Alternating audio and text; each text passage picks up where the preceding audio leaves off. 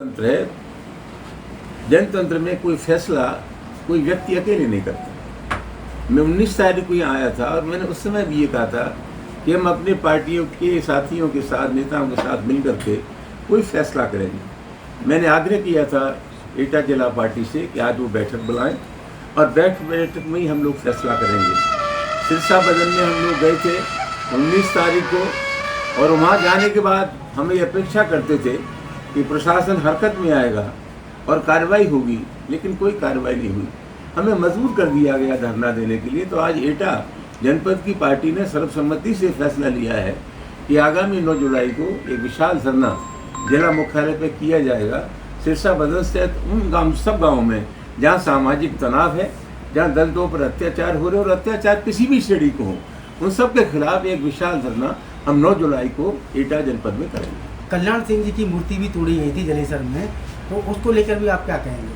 मुझे नहीं मालूम, मैं किसी का बचाव नहीं करना चाहता, लेकिन मेरे संज्ञान में यह है कि कल्याण की सिंह जी की मूर्ति तोड़ने वाले उनके स्वजाति बंधु थे, जबकि आरोप और तरह का लग रहा था। उसकी जांच हुई और मुझे खुशी है कहने में कि सत्यता सामने आ गई है और जिन लोगों को इंगित किया जा रहा था वो उस गुनाह में शामिल नहीं। दूसरा, इटावा में जो घटना हुई है, देखा जा रहा है यादव वर्सेस जो है ब्राह्मण की जो चल रही है, इस चीज़ को आप किस तरीके से देखते हैं? ये कोई ब्राह्मण और यादव वर्सेस नहीं है, ये एक पागलपन है। वो लोग हैं जो मनुस्मृति में विश्वास रखते हैं। ठेका है किसी के पास अगर इल्म है, हुनर है, योग्यता है, क्षमता है, वो भागवत पढ़ना जानता है, वो धर्म ग्रंथों के बारे में उसकी जानकारी है, उसकी जाति कोई हो, तो क्या कोई आप उसके अधिकार से आप वंचित कर देंगे?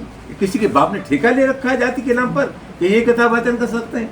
ये विशुद्ध रूप से गुणदोष का मामला है, जाति का मामला नहीं है। मैं स्वागत करना चाहूँगा उन सभी लोगों का जिन्होंने धर्म ग्रंथों को पढ़ा है और आज कथा वाचन का काम कर रहे हैं। नहीं, आरोप उन पर ये है कि उन्होंने पहचान छुपा करके अपने आप को शास्त्रीय ब्राह्मण बता करके व्यास मंच पर बैठ के आरोप ये लगाया उनको, इसलिए करके ज्यादा विवाद नहीं, उन्होंने पहचान छिपा ली, फिर पता चल गया कि ये यादव है, तो आपको किसने अधिकार दे दिया उनको पीटने का?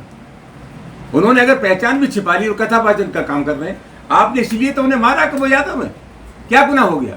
कोई वाल्मीकि है, कोई दलित है और वो विद्वान है, किसी ब्राह्मण से ज्यादा विद्वान है अगर वो, तो आपसे कैसे रोक लेंगे? ये विशुद्ध रूप से गुणदोष का मामला है। ये मनुस्मृति को मानने वाले लोग हैं।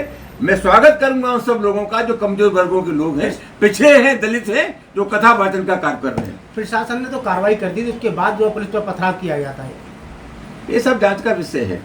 कुछ लोग नादान है। मैं समझता हूँ फैसला बहुत सोच समझ के करना चाहिए था। अनुशासन हर आंदोलन में जरूरी है। क्या हुआ क्या नहीं हुआ जांच का विषय है। इसके बाद ही सार्थक रूप से समाजवादी पार्टी कुछ कह पाएगी। अच्छा, आपको लगता है 2017 ये एक तरीके जातीय ध्रुवीकरण का एक जो है राजनीति होने लगी है कि भाई वो ब्राह्मण एक वो हो गए और जाति में बांटा जा रहा है? ऐसा है, राजनीति जाति और धर्म पर नहीं होती। राजनीति के मुद्दे होते हैं भूख, प्यास, बेबसी, लाचारी, गरीबी, गुर्बत। आज दुर्भाग्यपूर्ण स्थिति यही है कि राजनीति के जो मुद्दे हैं वो राजनीति से गायब हैं। उनका स्थान जाति और धर्म ने लिया। हम नहीं जानते कि लोग किस आधार पर वोट करेंगे। हम एक ही जानते हैं, हम गरीबों के साथ खड़े हैं, पिछड़ों के, दलितों के, शोषितों के साथ खड़े हैं।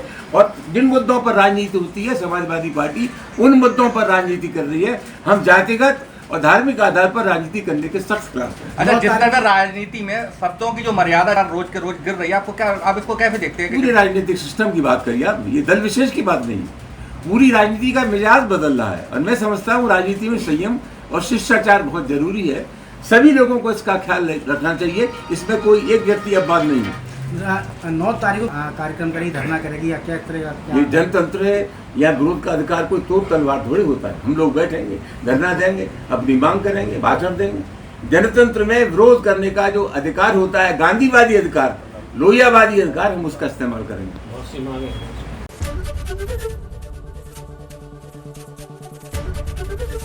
एबीपी गंगा, खबर आपकी, जुबान आपकी।